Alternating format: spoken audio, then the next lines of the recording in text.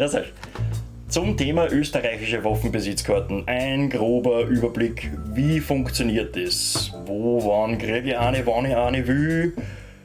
Kriege ich überhaupt eine, wann ich eine will? Dazu dieses Video. Grundsätzlich kann ich mir sagen, wer vorbestraft ist. Danke fürs Zuschauen, nicht vergessen, Daumen nach oben, abonnieren, teilen. Viert euch. So ein Arschloch, ne?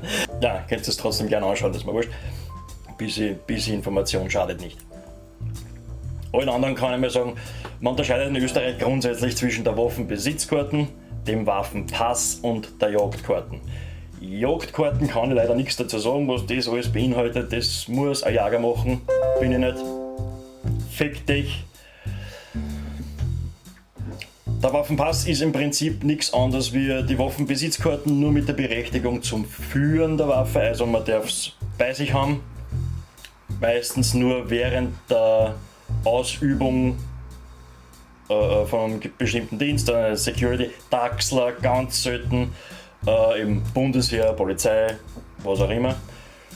Für einen normalsterblichen Bürger ist eigentlich nur interessant die Waffenbesitzkarten. Dazu darf ich euch nahelegen, schaut euch das Waffengesetz an. Das ist wichtig.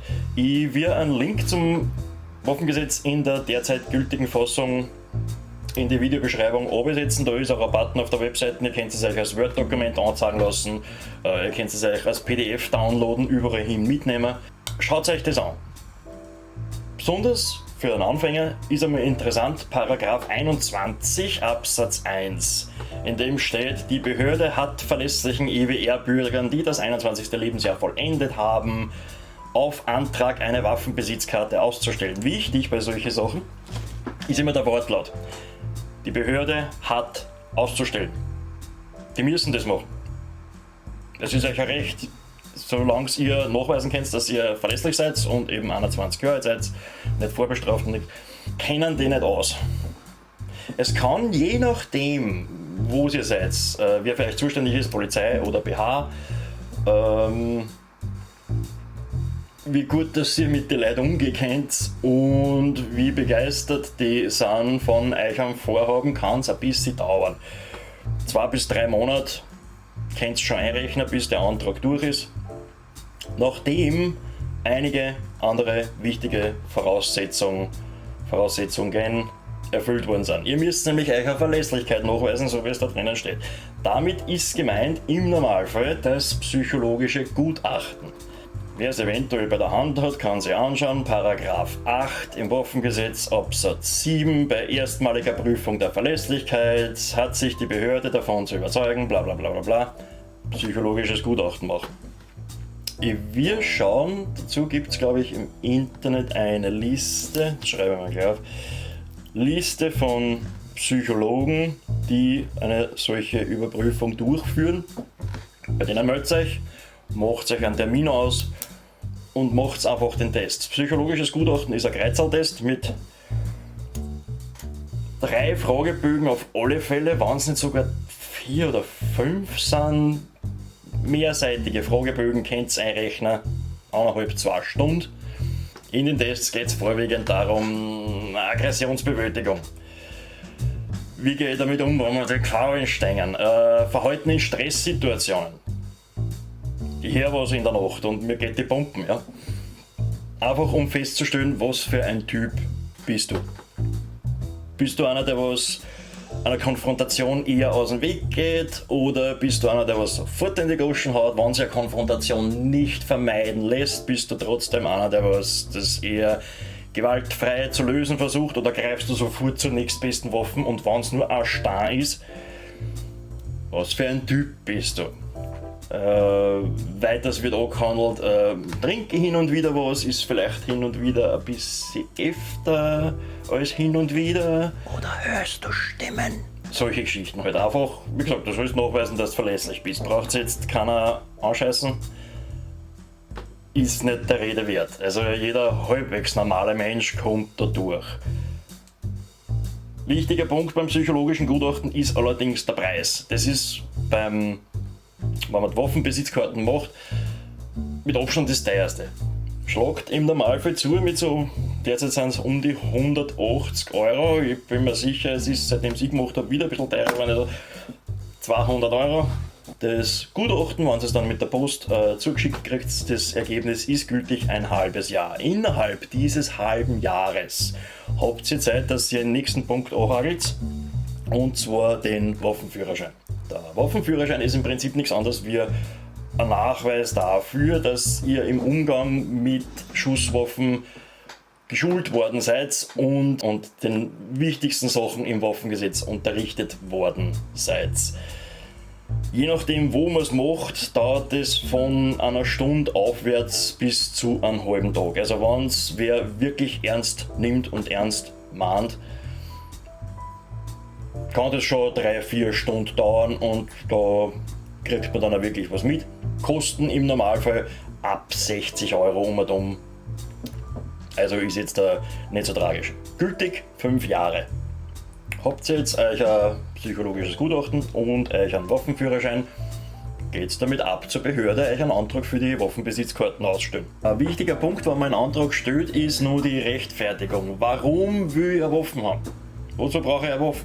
Einfach nur weil ich eine haben will, hast du Pech. Das steht sogar so im Gesetz drin. Vergiss es. Eine rechtlich gültige Rechtfertigung, so wie es drinnen steht, ist der Selbstschutz. Also zur Verteidigung von Haus und Hof, was auch immer. Das Sammeln von Schusswaffen, wenn ich einfach technisch oder historisch recht interessiert bin und das Zeug daheim haben will. Oder man ist Sportschütze. Wobei bei jedem Rechtfertigungsgrund wieder ein Bedarfsnachweis notwendig wird. Ich meine, bei Selbstschutz jetzt nicht unbedingt, das ist eigentlich ziemlich klar, aber der Sportschütze muss nachweisen, dass er wirklich Sportschütze ist, dass er regelmäßig in einen anerkannten Verein schießen geht und halt die Waffen braucht dafür.